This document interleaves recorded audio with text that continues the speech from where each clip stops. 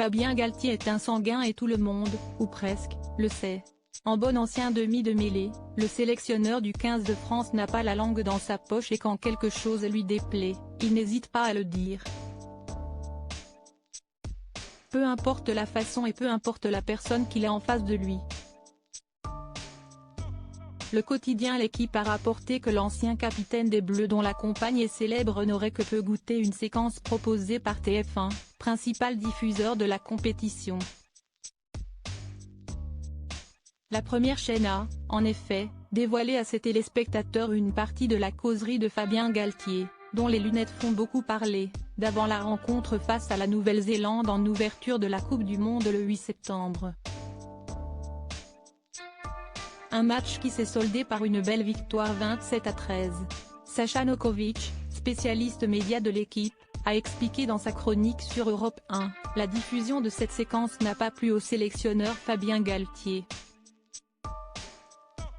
Au lendemain de la victoire face aux All Blacks, un email aurait même été envoyé à TF1 pour rappeler que la diffusion de la parole du sélectionneur devait faire l'objet d'une autorisation préalable.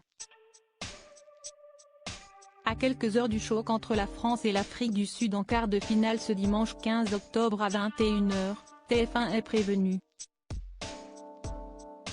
Un discours musclé de Fabien Galthié. L'email envoyé à la chaîne ne veut pas forcément dire que Fabien Galthié est un adepte de l'adage « ce qui se passe dans le vestiaire reste dans le vestiaire ».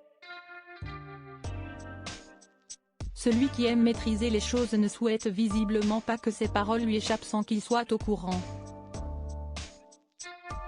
Dans ce fameux discours d'avant-match, on pouvait l'entendre haranguer ses joueurs, la guerre. En place. On remonte. Le seul moment qu'on accepte, siesti quand il tape le coup d'envoi. Le reste, comme des chiens, comme des chiens. La séquence avait été filmée par Mathieu Dupont, habitué à suivre le 15 de France et à filmer dans les vestiaires.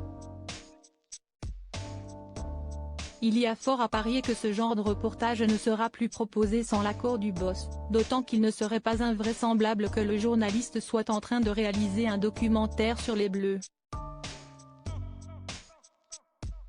Un docu qui pourrait être diffusé en fonction des résultats de l'équipe.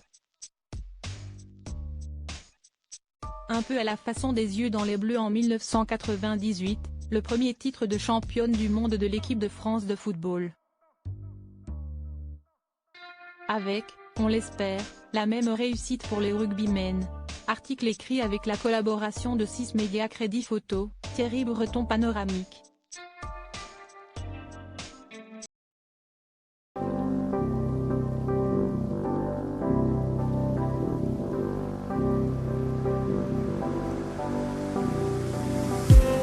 I just need